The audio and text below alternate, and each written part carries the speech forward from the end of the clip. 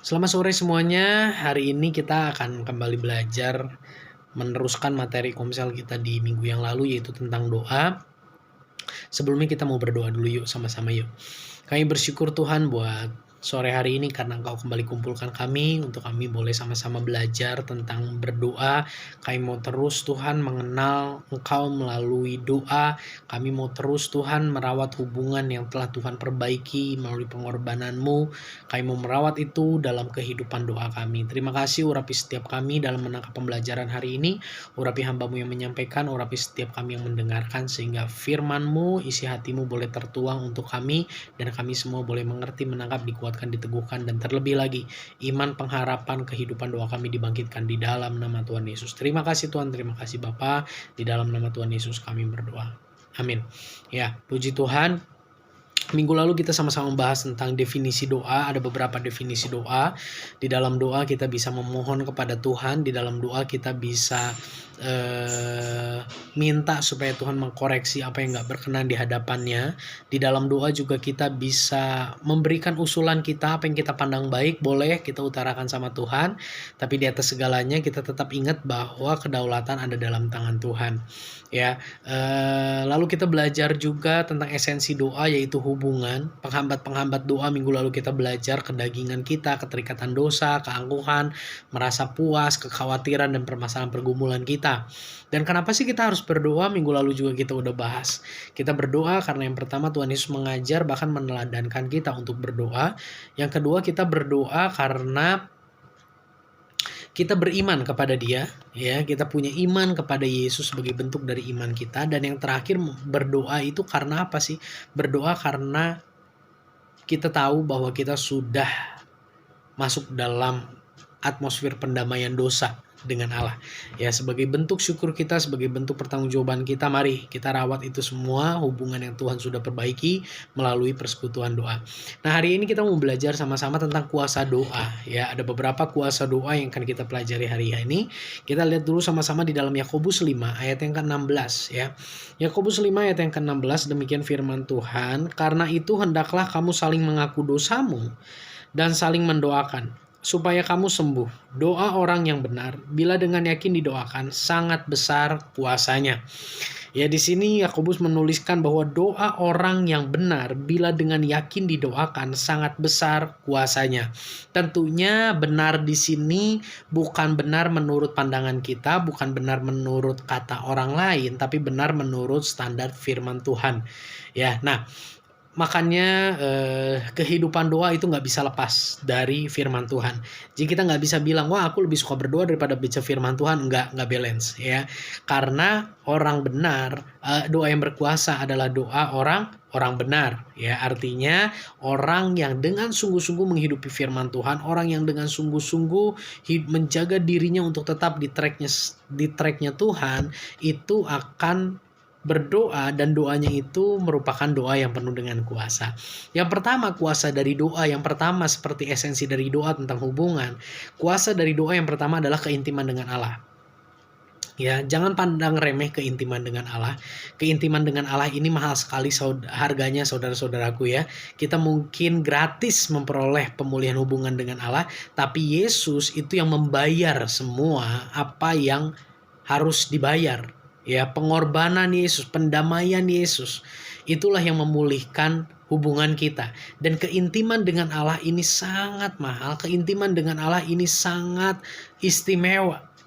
Ya, jadi kuasa doa yang pertama itu bukan berbicara tentang mujizat. Kuasa doa yang pertama itu bukan berbicara tentang apa yang kita inginkan terjadi. Tapi kuasa doa yang pertama ini berbicara bagaimana kita semakin hari semakin intim dengan Tuhan. Ya, di dalam perjanjian lama ada satu pribadi, seorang yang namanya Henokh. Firman Tuhan katakan Henokh ini bergaul karib dengan Tuhan. Ya, gak diceritakan mujizat apa yang dia alami, tapi firman Tuhan cuma jelaskan satu hal. Henokh karib sama Tuhan. Dua hal. Yang kedua, Henokh diangkat sama Tuhan dan tidak ditemukan jenazahnya. Ya, Henokh adalah salah satu orang yang tidak meninggal. Ya, tapi dia diangkat sama Tuhan. Kenapa dia bisa diangkat? Karena saking dekatnya, karena saking intimnya dengan Tuhan. Jadi kuasa dari doa yang pertama adalah kita boleh semakin intim dengan Allah. Kita boleh semakin intim dengan pencipta kita. Kita boleh semakin intim dengan Allah yang sangat mengasihi kita. Ini luar biasa. Sekali lagi saya mau ingatkan, keintiman itu lebih penting, itu lebih indah daripada permintaan yang dikabulkan, lebih indah dari keinginan yang dikabulkan. Ya, bahkan keintiman itu jauh lebih penting daripada keinginan yang tidak tercapai atau permintaan yang ditolak. Ya, maka dari itu ditolak sama Tuhan permintaan kita, dikabulkan atau ditolak keinginan kita, tetaplah berdoa. Karena kuasa dari doa yang pertama yang sangat luar biasa yaitu keintiman. Keintiman dengan Allah bukanlah hal yang remeh, ini hal yang luar biasa. Hal yang sangat mahal harganya dan kita sudah memperolehnya dengan cuma-cuma. Yang kedua, kuasa dari doa itu apa? Kita lihat Yakobus 5 ayat yang ke-15. Demikian firman Tuhan. Doa yang lahir dari iman akan menyelamatkan orang sakit itu dan Tuhan akan membangunkan dia, dan jika ia telah berbuat dosa maka dosanya itu akan diampuni. Jadi yang kedua, kuasa dari kuasa dari doa itu adalah menyelamatkan. Tapi doanya yang seperti apa? Doa yang dipanjatkan, doa yang lahir dari iman akan menyembuhkan. Ya, di ayat yang ke-16 dikatakan kamu saling mendoakan supaya kamu sembuh. Jadi kuasa doa menyembuhkan, bahkan di ayat yang ke-15 kuasa doa membangkitkan.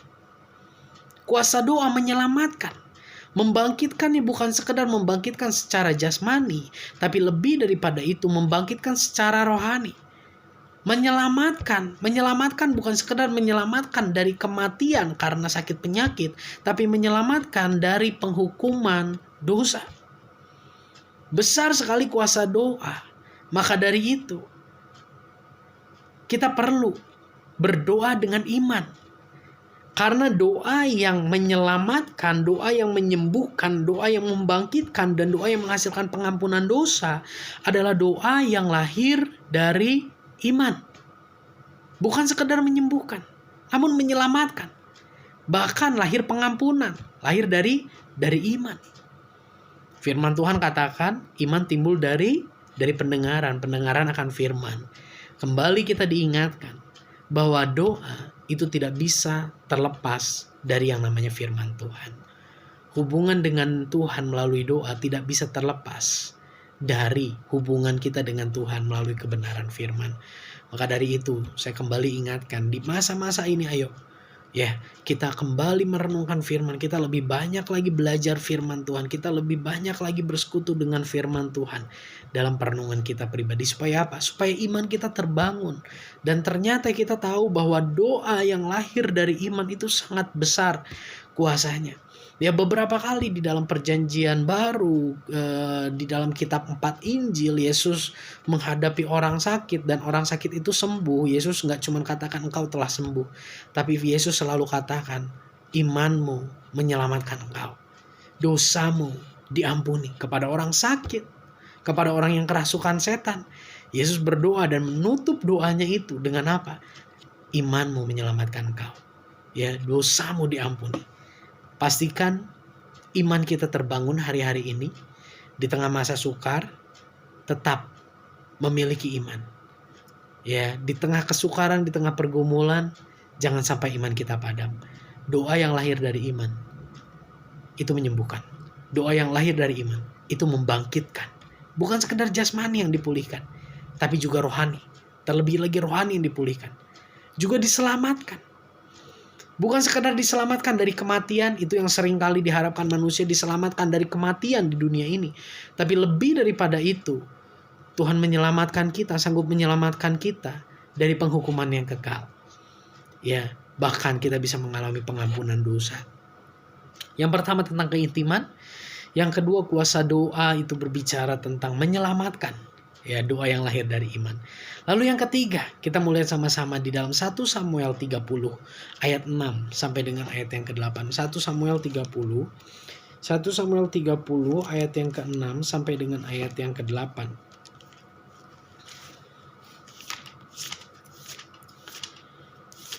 1 Samuel 30 ayat yang ke-6 sampai dengan ayat yang ke-8, demikian firman Tuhan.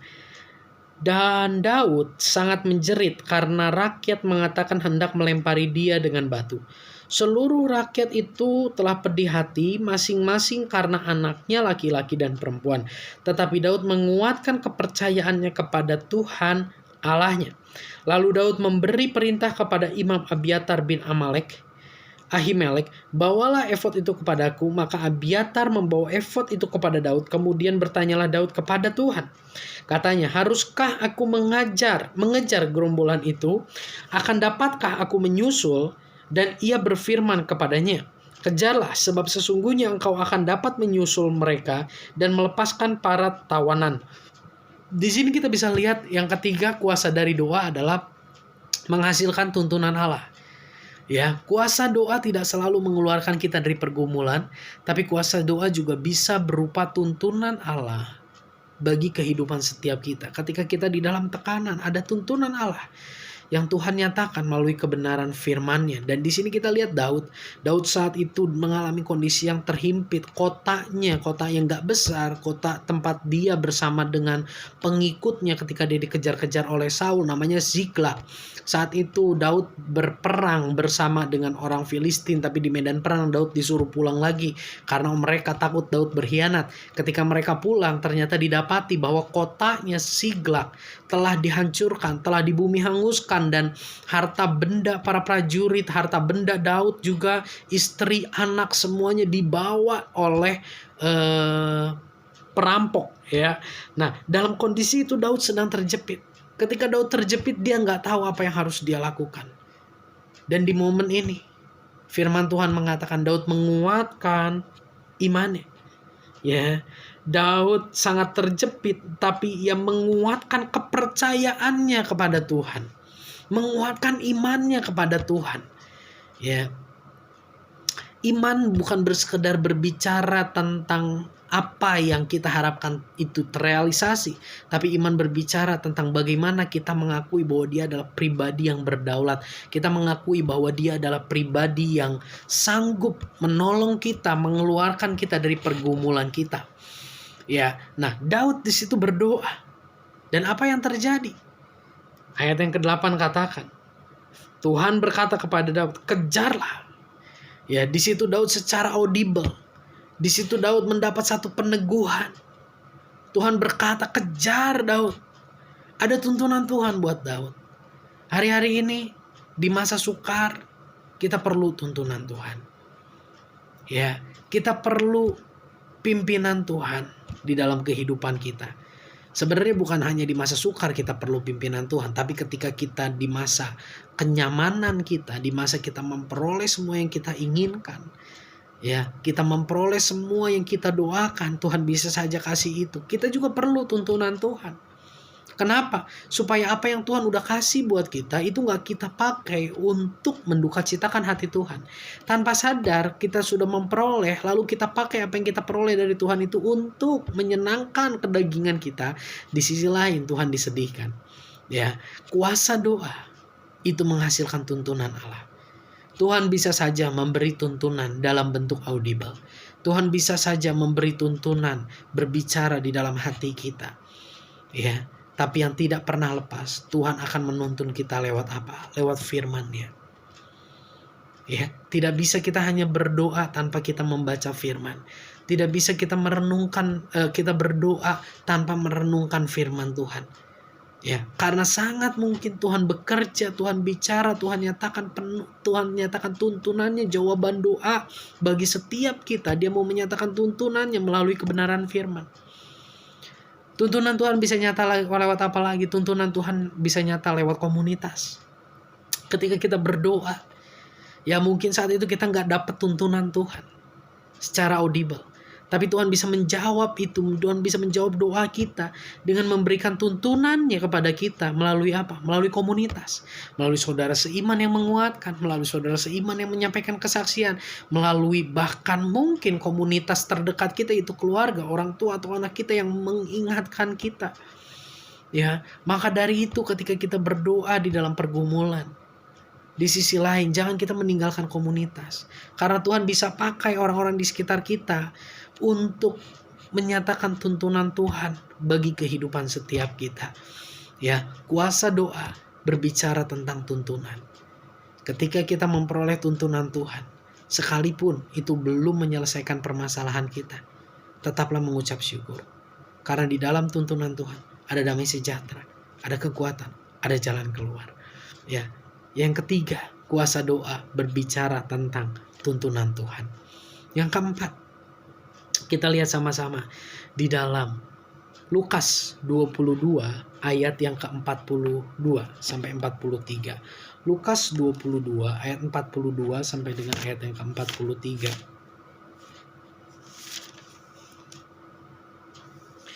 Lukas 22 ayat yang ke-42, demikian firman Tuhan. Ya Bapakku, jikalau engkau mau, ambillah cawan ini daripadaku. Tetapi bukanlah kehendakku, melainkan kehendakmu lah yang jadi. 43. Maka seorang malaikat dari langit menampakkan diri kepadanya untuk memberi kekuatan kepadanya. Ya, di sini kita belajar bagaimana ketika Yesus berdoa di tengah pergumulan yang sangat berat. Dia harus menanggung dosa seluruh umat manusia. Dia harus menanggung apa yang seharusnya nggak dia tanggung. Dia berdoa. Dan di sini firman Tuhan katakan, ada malaikat yang memberi kekuatan kepadanya. Doa, kuasa doa apalagi. Kuasa doa menghasilkan kekuatan. Mungkin masalah kita nggak selesai. Mungkin pergumulan kita nggak selesai. Tapi ada kekuatan yang daripada Tuhan yang memampukan kita untuk kita tetap berdiri sesuai dengan firman Tuhan. Mungkin situasi tidak berubah, tapi di dalam doa ada kekuatan untuk kita menghadapi situasi sampai situasi itu berubah. Ya, sampai kita menemukan kemenangan dalam pergumulan kita. Bukan cuma kekuatan.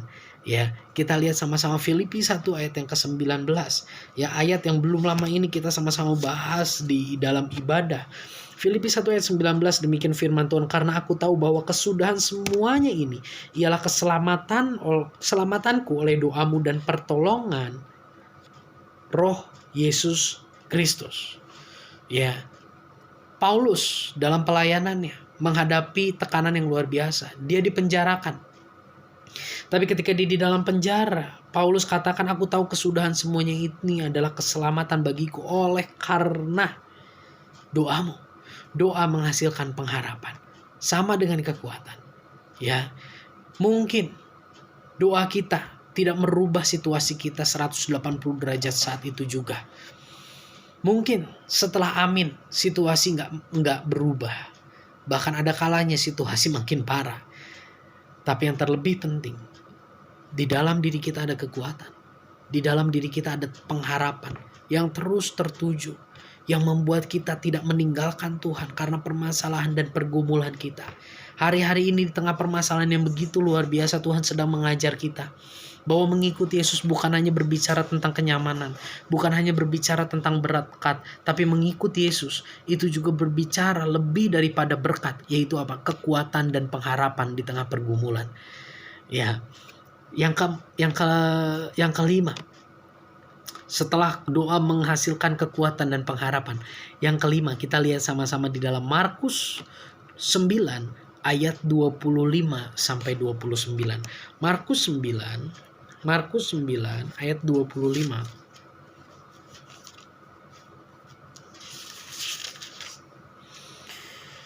Markus 9 ayat yang ke-25 sampai dengan ayat yang ke-29, demikian firman Tuhan. Ketika Yesus melihat orang banyak makin datang berkerumun, ia menegur roh jahat itu dengan keras. Katanya, hai kau roh yang menyebabkan orang ini bisu dan tuli, aku memerintahkan engkau, keluarlah daripada anak ini, dan janganlah memasukinya lagi.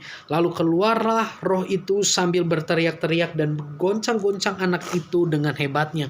Anak itu kelihatannya seperti orang mati, sehingga banyak orang yang berkata ia sudah mati. Tetapi Yesus memegang tangan anak itu dan membangunkannya, lalu ia bangkit sendiri. 28. Ketika Yesus sudah di rumah dan murid-muridnya sendirian dengan dia, bertanyalah murid-muridnya, "Mengapa kami tidak dapat mengusir roh itu?" Jawab Yesus kepada mereka, "Jenis ini tidak dapat diusir kecuali dengan berdoa." Ternyata Bapak Ibu Saudara sekalian, doa menghasilkan kuasa yang sanggup mematahkan kuasa-kuasa yang mengikat. Harus kita akui bahwa ada kuasa lain yang berusaha untuk mengikat kita, yaitu kuasa kegelapan. Ya, kuasa kegelapan yang berusaha mengikat kita, kuasa kegelapan yang berusaha untuk mencengkram kita. Bahkan di dalam kitab Kisah Para Rasul, Paulus pun pernah mengusir. Ya, Kisah Para Rasul 16. Paulus pernah mengusir dari dalam diri seorang wanita. Ya, roh jahat, roh tenung diusir. Ya. Doa memiliki kuasa. Doa yang kita panjatkan, doa yang orang benar panjatkan itu memiliki kuasa. Mengusir, mematahkan kuasa-kuasa kegelapan. Jadi di sini kita belajar, ketika kita mengalami gangguan secara supranatural, ada kuasa kegelapan yang ingin mencengkram kita, ada kuasa kegelapan yang ingin menguasai kita. Atau mungkin saat ini kita sedang dikuasai oleh kuasa kegelapan. Saya berdoa saat ini, di dalam nama Tuhan Yesus, kuasa doa terjadi, kelepasan terjadi, membebaskan kita dari segala keterikatan, roh-roh, kuasa-kuasa kegelapan yang ingin mendominasi, yang ingin menguasai kehidupan kita.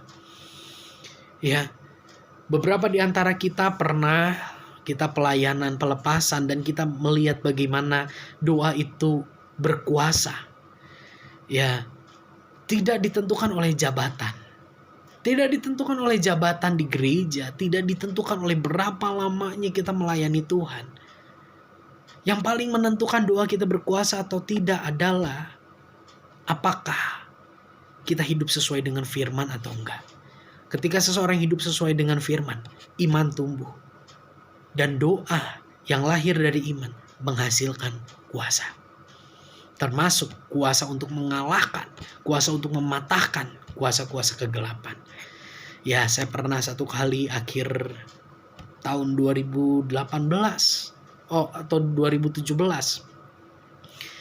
Saya dipanggil untuk saya mendoakan seorang ibu yang mengalami kerasukan roh jahat. Sudah 3 hari ibu ini tidak tidur.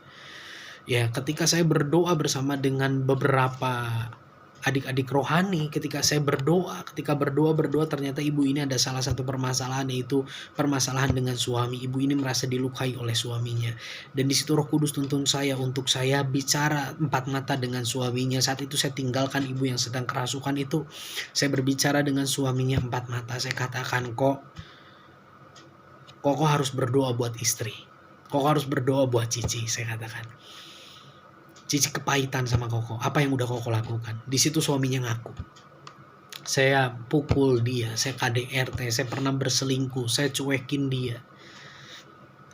Ayo kok, sekarang Koko doain. Lalu suaminya itu bilang gini, aku udah doain, Sak.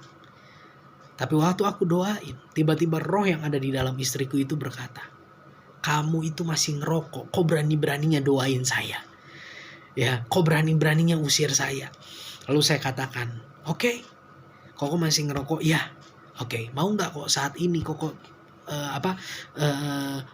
re-evangelism, penginjilan ulang, diinjili ulang, rekomitmen sama Tuhan untuk menjadikan Yesus sebagai satu-satunya Tuhan dan Juru Selamat. Dan dia katakan mau. Di situ kita berdoa, dia terima Yesus, dia minta ampun atas dosa dan kesalahannya, dia komitmen di hadapan Tuhan, saya mau tinggalkan rokok, saya mau tinggalkan perselingkuhan, saya nggak mau lagi kasar sama istri, saya mau lebih lagi mengasihi istri. Dan kita berdoa di situ, saya doakan dia, dan yang terakhir saya doakan supaya kuasa Tuhan bekerja ada di dalam diri Koko itu. Nggak sampai 10 menit, saudaraku, kita masuk, saya bersama dengan suaminya masuk ke dalam rumah. Dan ketika saya masuk ke dalam rumah itu,